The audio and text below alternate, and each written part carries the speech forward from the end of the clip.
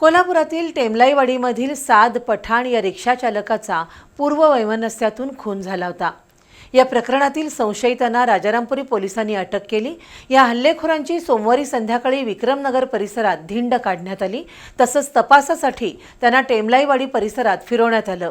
त्यातून या गुन्हेगारांचा माज उतरवण्यात आला।